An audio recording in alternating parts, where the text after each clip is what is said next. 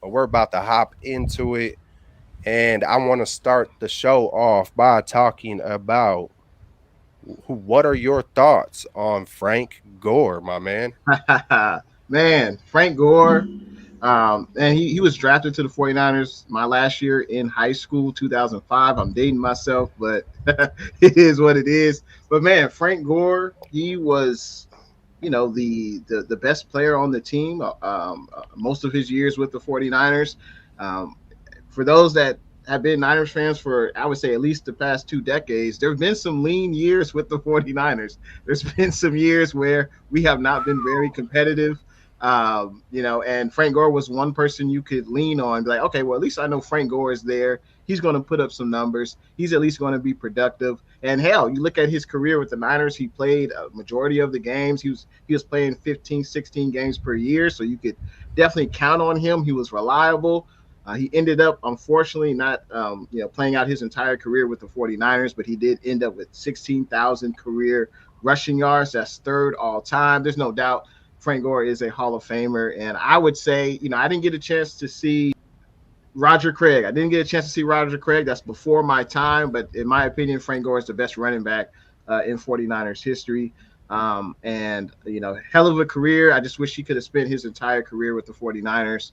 And man, he's well deserving of maybe number retired with the 49ers. Definitely an NFL Hall of Famer.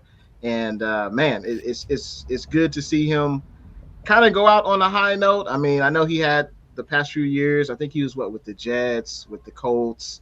Didn't really like seeing that, but hey, he still had love for the game, and you can't knock that. So good to see, though, that he's going to sign a one-day contract in the future with the 49ers. He will retire a 49er.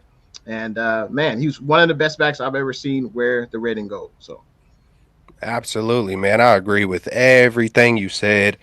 Um, yeah, man, it's just a lot of thoughts about Frank Gore. The first jersey I ever got my son was a Frank Gore jersey. I got pictures teaching him how to swing a bat with his Frank Gore jersey on, and I had to really think about it and was like, yeah, that's the first jersey I ever got him, and man, love Frank Gore. Like, I just love the underdog story when it's that's just who I am. I just love underdogs, underdog teams, underdog stories.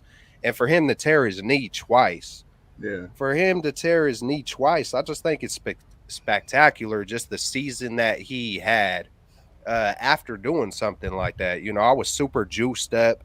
Him coming from Miami, back in those days, it was like Willis McGahee. yeah, I think Clinton Portis, if yep, I remember right. So knowing, like, I was always a fan of, like, hey, he tore his knee twice, but hey, I got hope for him. I'm riding with it. Come on, hey, I feel like anybody could turn it around. So I was already rooting from him from the get, and was like, hey, Miami, hey, watch this dude turn into something good.